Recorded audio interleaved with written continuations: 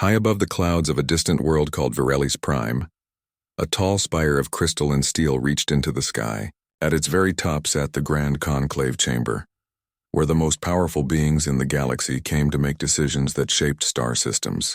The walls were made of clear crystal, showing the endless blue of the upper atmosphere and the glittering stars beyond. Inside, the air hummed with quiet confidence.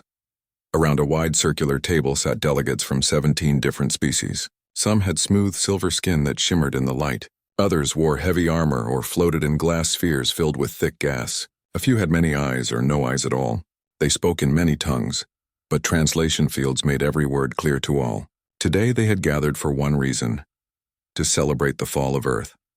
Holograms hovered above the table showing broken human ships drifting near Proxima Centauri. Red markers blinked over former Earth colonies, now marked as pacified. Reports claimed that human resistance had crumbled after the Battle of Sirius Drift. Their fleets were gone, their leaders silent, their people scattered. To the Conclave it was clear: humanity had been tamed like so many others before them. Kalen Vor, a tall being from the Zither hegemony, leaned back in his chair with a low chuckle. His forearms folded across his chest and his scaled face showed a smirk. "Another primitive species learns its place," he said, his voice deep and smooth. "They fought well, I'll give them that. But in the end, they were never more than insects buzzing at our gates."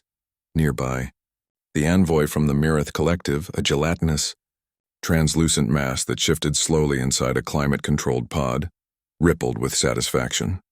Its thoughts came through the translator as a calm, echoing tone. "Order has been restored. The Sol system will now contribute to the greater harmony. Resistance only brings pain." "They have learned." Others nodded or made approving sounds. Some sipped glowing drinks. Some tapped claws on the table. All of them believed the matter was closed. Earth was no longer a threat. It was a lesson. But one figure sat quietly at the edge of the table, saying nothing. His name was Paul Dawson. He was human, tall with short brown hair and tired eyes. He wore a simple gray suit, not a military uniform. He had been sent to the Conclave as Earth's last official representative, though no one had spoken to him in days. They treated him like a ghost, a symbol of a defeated people. He didn't argue. He didn't protest. He just watched, listened, and waited. Paul remembered the day he left Earth.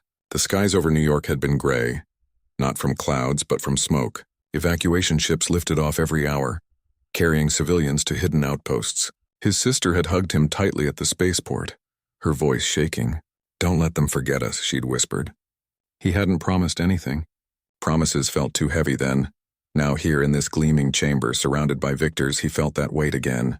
But he kept his face calm. He knew things the others did not. He had seen the encrypted updates that slipped through the noise. He knew about the shipyards hidden in the rings of Saturn. He knew about the new engines tested in the Kuiper Belt. He knew that the silence from Earth wasn't surrender. It was strategy. But he said none of this.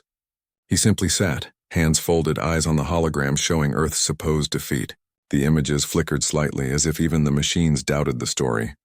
"The vote is ready," announced the chair being, a tall, bird-like delegate from the Kessari Union. Her feathers were white and sharp, her voice crisp. "We will now confirm the annexation of the Sol system under the Galactic Pacification Accords."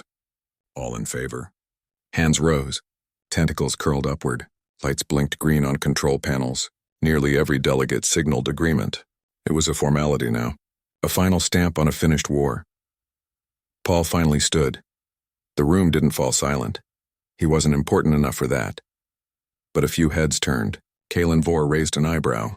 The Mirith envoy pulsed slowly, as if amused. "Before the vote is recorded," Paul said, his voice quiet but clear, "I ask for one moment to speak." Kalen laughed. "Speak about what? Your people's bravery? Your lost cities? Your empty ships?" "About truth," Paul replied. The Kessari chair being tilted her head. "You have 30 seconds, Representative Dawson." "Choose them wisely." Paul took a breath. He looked not at the delegates but through the crystal wall, out into the sky. "You think you won," he said. "You think we broke. But you never understood us. We don't fight to conquer. We fight to survive. And when we go quiet, it's not because we're gone. It's because we're getting ready." A few delegates shifted. One snorted. Another muttered something about last words. Kalen waved a hand. "Poetic but pointless. Your fleet is dust. Your colonies are ours. Your world is next. Sit down, human. Your time is over. Paul didn't sit. He kept standing, his eyes still on the sky. Maybe, he said softly. Or maybe you just stopped looking. The Kessery chair being tapped her claw on the table. Time's up. The vote stands. The Sol system is now under... She stopped, because the light in the room changed. The soft blue glow from the atmosphere outside dimmed, as if a cloud had passed. But there were no clouds this high. The stars beyond the crystal wall began to vanish one by one, as though something vast was moving between the spire and the sky. A low hum filled the air, not from the building, but from outside. Deep, powerful, and growing louder. Kalen turned toward the window. What is that? The Mirith envoy rippled faster. Sensors show massive energy signatures emerging from hyperspace. All eyes went to the windows, and then the sky went dark. Not from night, not from storm, from ships, thousands of them. Sleek, black, and sharp-edged, they poured out of nowhere, forming perfect lines and circles in the void. Their hulls gleamed with cold light. Weapons ports glowed faintly along their sides. They moved without sound, without chaos, as if guided by a single mind. The fleet stretched as far as the eye could see, blotting out entire constellations. Inside the chamber, the holograms flickered and died.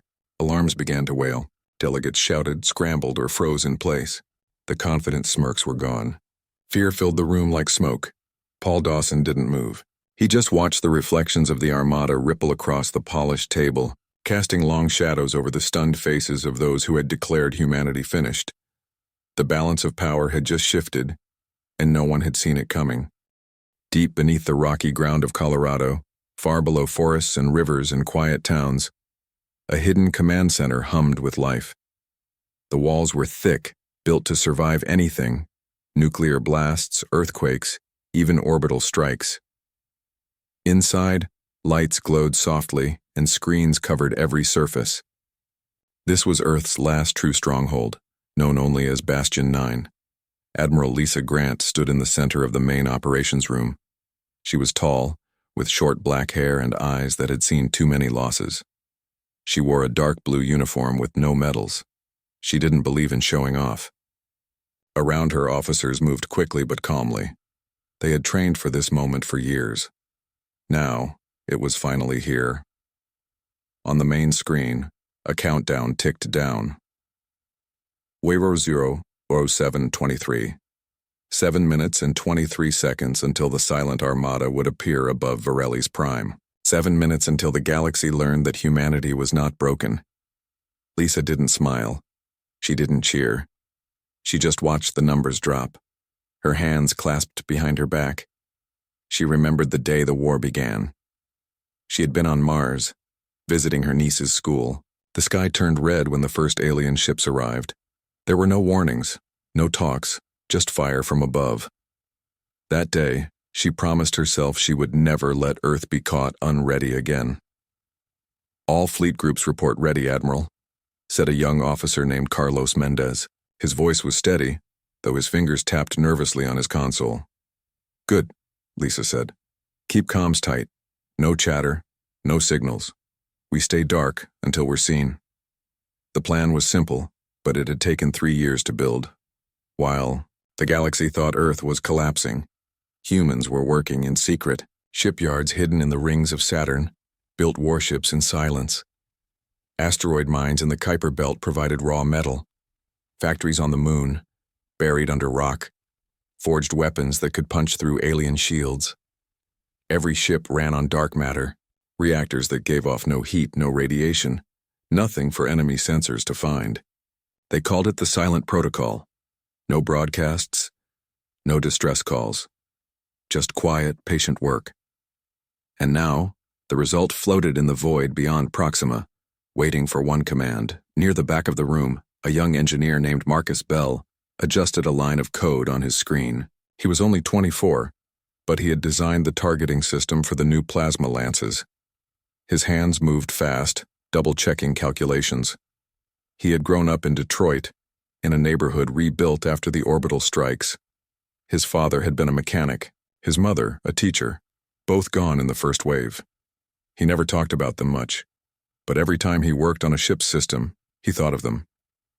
"You okay, Marcus?" asked his teammate, a woman named Tina Ross. She handed him a cup of coffee. Real coffee, not the synthetic kind. "Yeah," he said, taking the cup.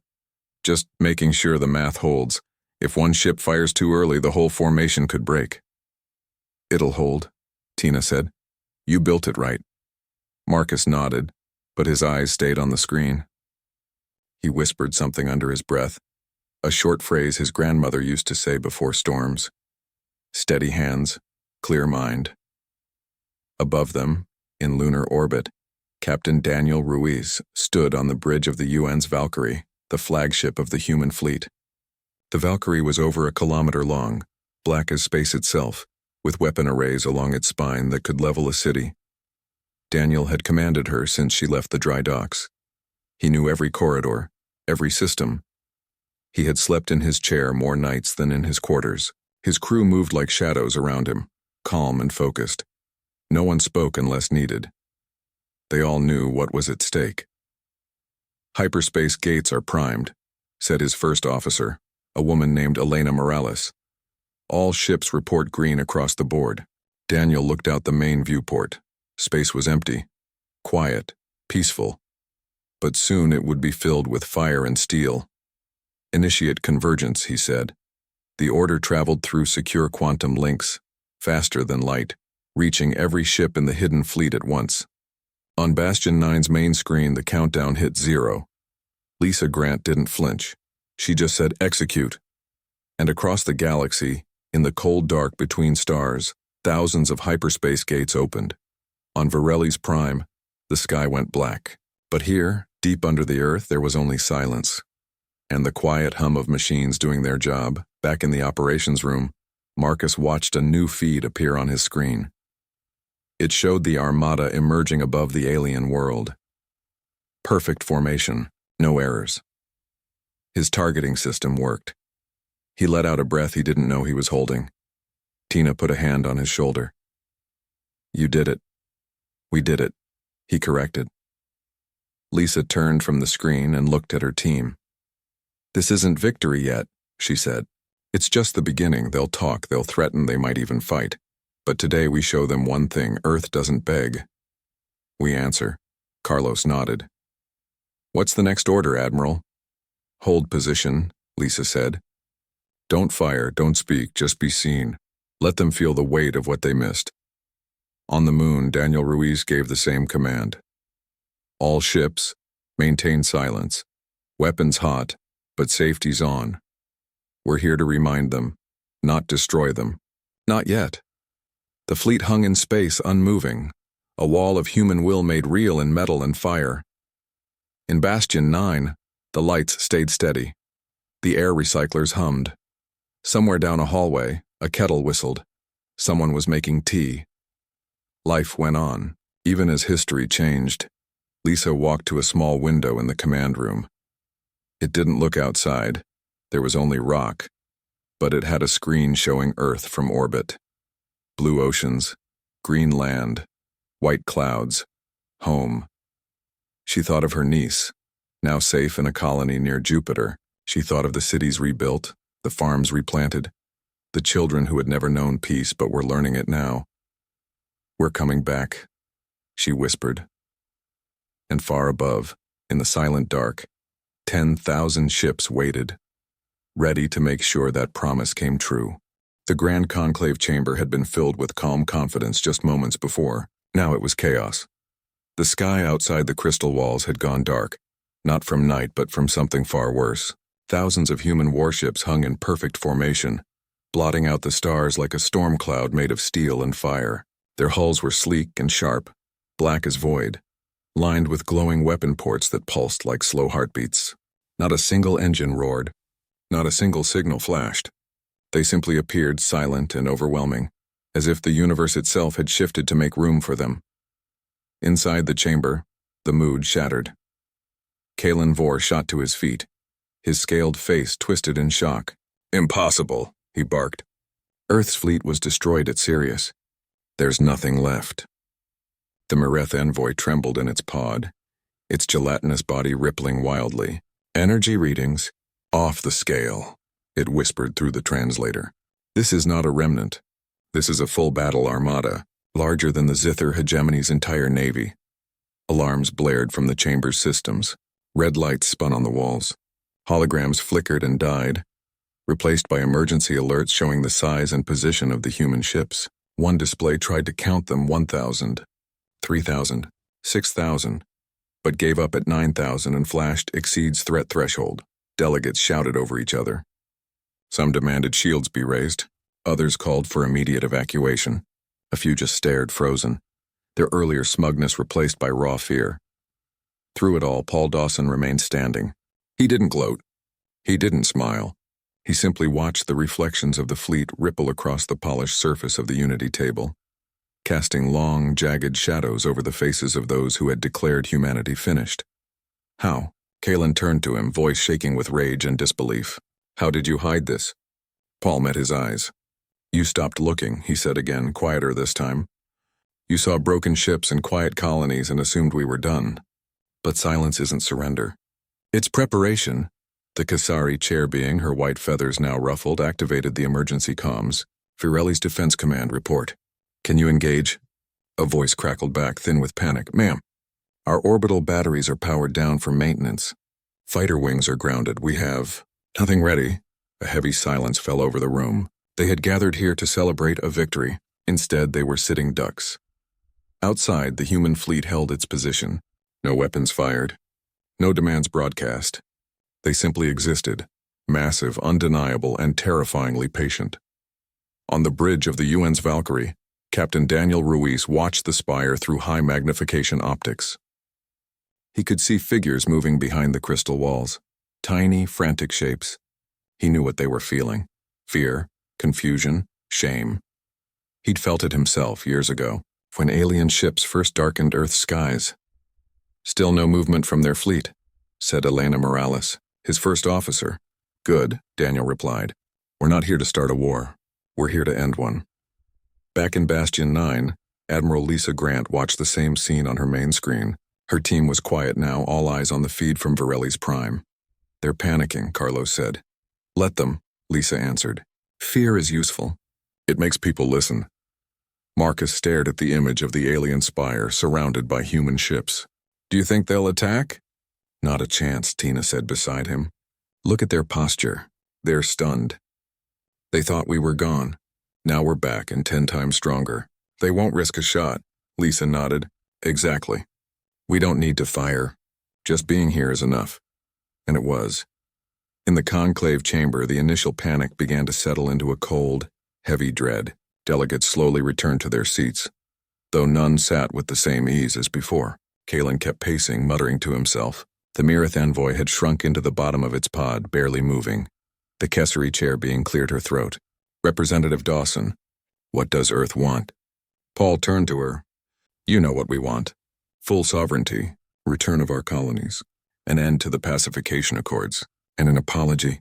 An apology? Kalen sneered, though his voice lacked its earlier confidence. Yes, Paul said, for thinking we were weak, for burning our cities, for killing our people while calling it order. The room fell silent again. No one argued. No one laughed. Outside, a single human ship, a small corvette, drifted slightly forward from the main formation. It stopped just a few kilometers from the spire. A soft blue light pulsed from its bow. Not a weapon. Signaled on every screen in the chamber, a message appeared in plain galactic standard. We remember. 3 words. Simple. Quiet. Devastating. Many in the room understood. They remembered the reports, how human colonies had been pacified with orbital strikes, how prisoners were taken and never seen again, how Earth's pleas for talks were ignored. They had called it necessary. Now those words haunted them. Paul looked at the message, then back at the delegates. We didn't come to destroy you, he said. We came to remind you that humanity is not prey. We build, we heal, we endure, and when pushed too far, we answer, not with rage, but with resolve. The Myrith envoy finally spoke, its voice softer now. You could have fired. You have the power. Power isn't about destruction, Paul replied. It's about choice. and we choose to give you a chance to do the right thing. Kalen stared out the window at the endless wall of human ships. For the first time, he looked small. The balance of power had not just shifted, it had been rewritten, and all it took was silence, steel, and the courage to wait. Days passed. The human fleet did not move. It did not speak. It simply stayed. A silent wall of metal and might hanging in the sky above Varelli's Prime. From the grand conclave spire, the view was no longer of stars and clouds, but of warships, thousands of them unmoving, unblinking, like statues carved from night itself. Inside the chamber, the mood had changed. The panic was gone, replaced by a heavy, nervous tension. Delegates no longer lounged in their seats. They sat straight, spoke in low voices, and avoided looking too long at the windows. The holograms that once showed Earth's defeat had been shut off. No one wanted to see them anymore. Paul Dawson still sat at the table, but now others watched him, not with pity but with something close to fear. He didn't gloat. He didn't demand. He just waited, calm and steady like the fleet outside. The conclave had tried to contact Earth through official channels but received no reply. They sent messages to the fleet, questions, warnings, even pleas, but the humans gave no answer. Not a single word. Only the 3-word message still glowed on their screens. "We remember." That phrase haunted the chamber. Some delegates whispered it to themselves. Others avoided saying it aloud, as if it carried a curse. On the bridge of the Ewan's Valkyrie, Captain Daniel Ruiz stood as still as his ships. He watched the spire through the viewport, sipping cold coffee from a metal mug. His crew worked quietly around him, monitoring systems, checking power levels, making sure every ship in the Armada stayed ready. Still no movement from their orbital defenses, Elena Morales reported. "They've powered up their shields, but that's it." "Good," Daniel said. "Let them sit with it." He knew the power of silence. During the early days of the war, when alien forces took Mars, Earth had begged for talks. They sent messages, offers, even gifts. All were ignored. Now the roles were reversed. Let them feel what it was like to be unheard. Deep in Bastion 9, Admiral Lisa Grant reviewed daily reports. Food supplies were stable. Morale was high. Colonies across the outer system reported calm, no attacks, no threats. The galaxy was holding its breath. "They're scared," Carlos said, pointing to a data stream showing increased diplomatic traffic between conclave members. "They're arguing among themselves now." "That's what we wanted," Lisa replied. "Division weakens them. Unity strengthens us." Marcus sat nearby, running simulations on his console. What if they try something desperate? Like a suicide run or a hidden weapon? "They won't," Tina said, leaning over his shoulder. "They've seen our numbers. They know they'd lose. Pride might make them talk big, but survival keeps them quiet." Lisa nodded. "Fear is a better guard than guns." Back on Varelli's Prime, the pressure grew. Some delegates wanted to surrender immediately. Others insisted they still held the upper hand, that this was a bluff. But the evidence was outside their windows, impossible to ignore. Kalen Vor, once loud and proud, now spoke in hushed tones. He paced the chamber's outer ring, his claws tapping against the crystal wall. "They can't stay forever," he muttered to a fellow Zither delegate. "Ships need fuel.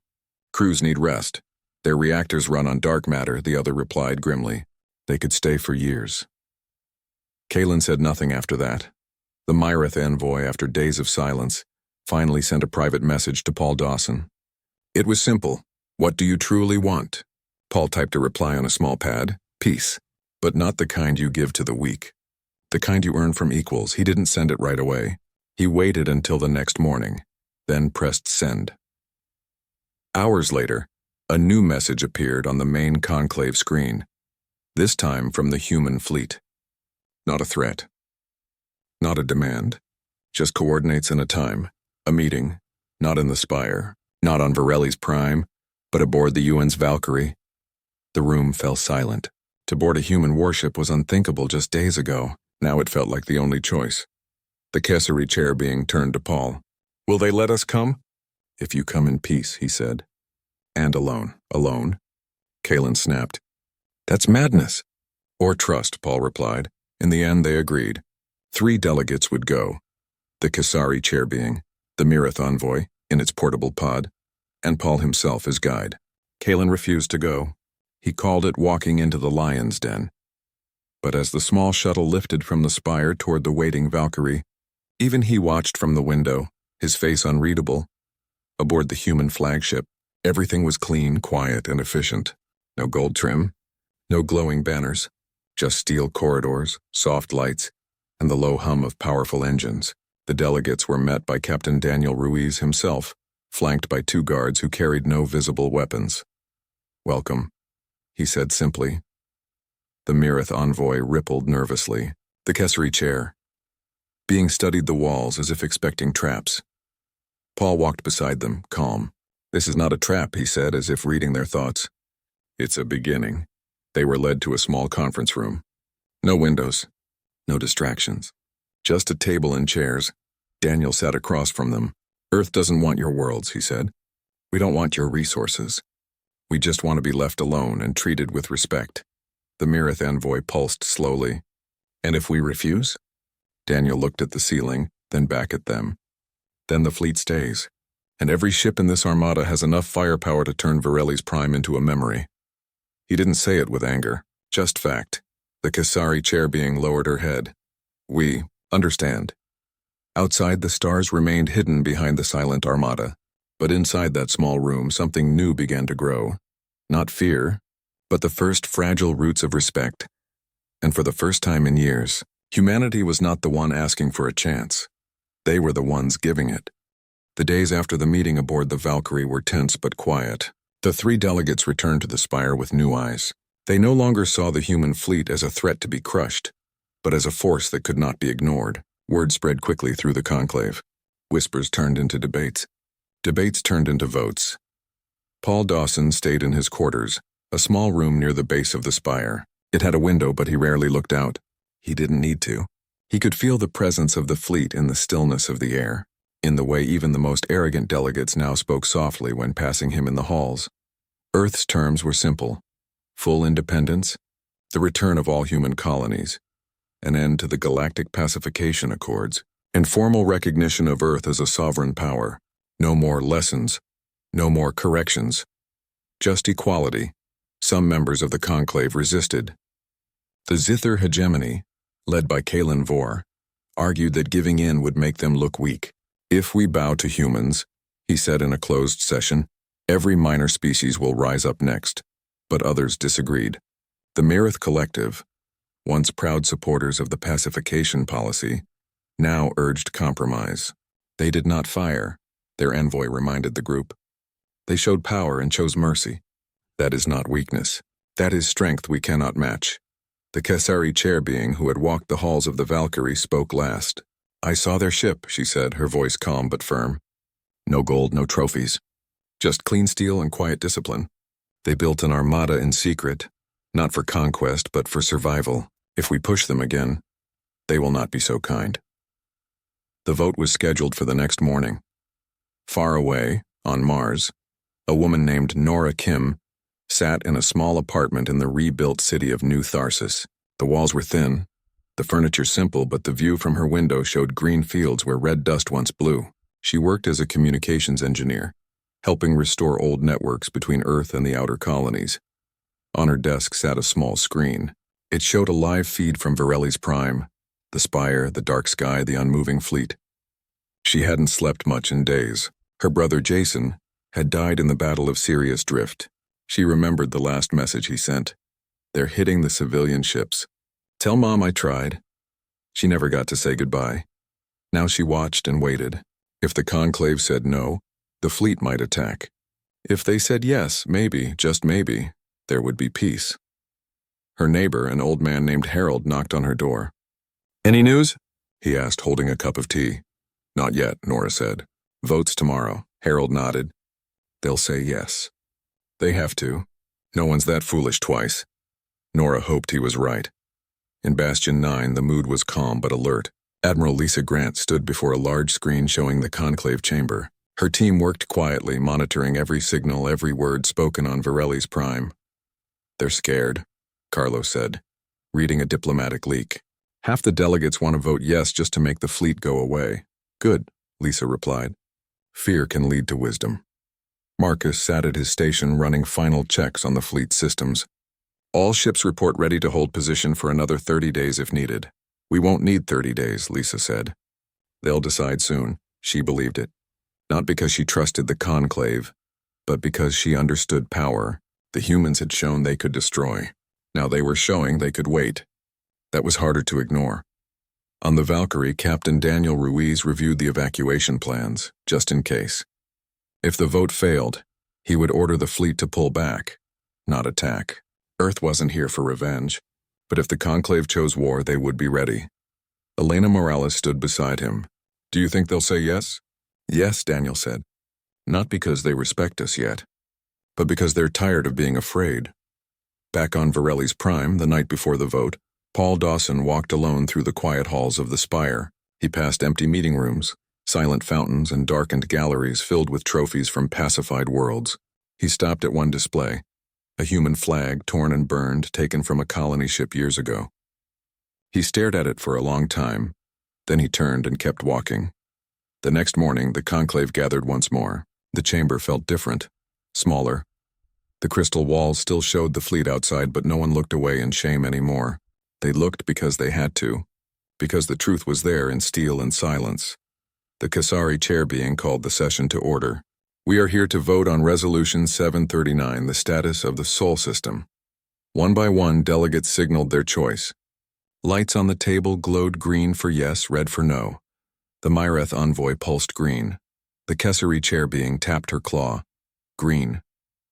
A reptilian delegate from the Orlan Alliance hesitated, then chose green. Kalen Vor sat with his arms crossed. When his turn came, he glared at Paul, then slammed his fist down. Red. But it didn't matter. The count kept rising. Green after green. When the final tally appeared, the room fell silent. 15 in favor, 2 against. The resolution passed. Earth was free. Paul didn't cheer. He just closed his eyes for a moment, then stood. The Kesari chair being turned to him. It is done. Your terms are accepted. Paul nodded. Thank you. Outside, the fleet remained still, but deep in its heart, a single command was sent. Stand down. Not all the way. Not yet. But enough. On Mars, Nora saw the news flash across her screen.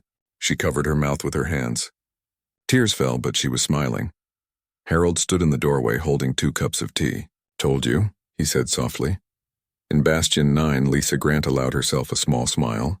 Tell the fleet, hold position for now, but prepare to come home. Carlos let out a long breath. Marcus leaned back in his chair, exhausted but proud, and high above Varelli's Prime. The first human warship began to turn, slowly, gracefully pointing its bow toward the stars, and home.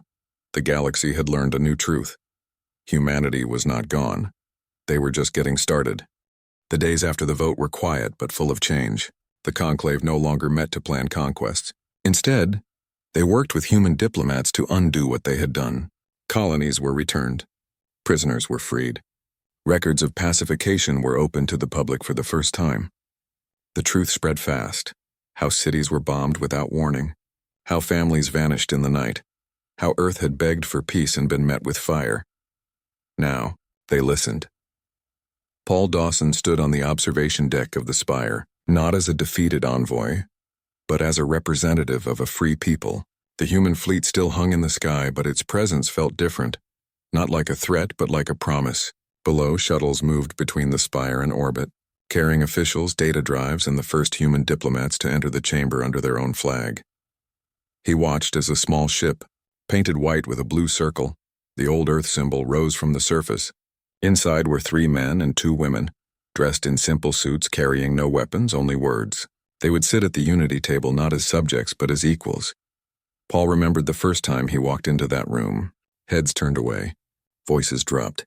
Now when he entered, silence came not from shame, but from respect. Far away on the bridge of the Un's Valkyrie, Captain Daniel Ruiz gave a new order.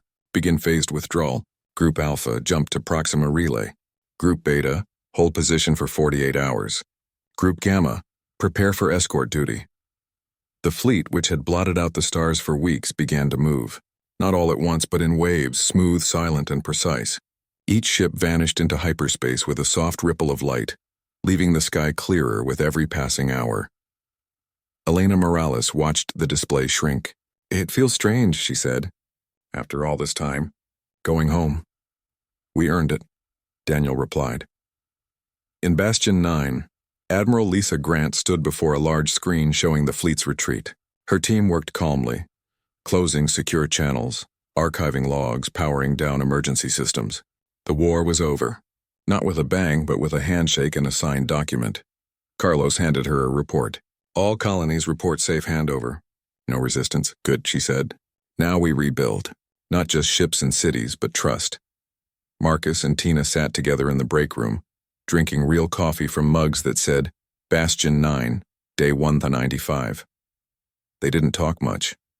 They didn't need to. They had done what they set out to do. On Mars, Nora Kim stood in a field outside New Tharsis. The sun was warm. The air smelled of wet soil and young wheat. In her hand, she held a data chip with her brother's name on it, his service record now cleared of false charges. The Conclave had issued a formal apology to every human family who lost someone during the pacification years. She placed the chip in a small stone box, buried it under a young tree, and whispered, "You were right, Jason." They remembered. Back on Virelli's Prime, the last of the human warships prepared to leave.